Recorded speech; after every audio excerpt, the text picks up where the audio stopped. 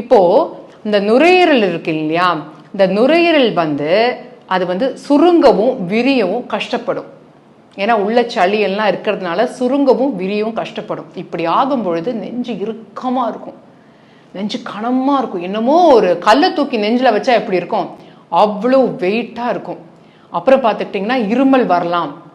அப்புறம் தான் நீங்க சொன்ன அந்த முக்கியமான விஷயம் வீசிங், அதாவது மூச்சு எடுப்பதற்கும் மூச்சு விடுவதற்கும் கஷ்டப்படுற ஒரு சிச்சுவேஷன்.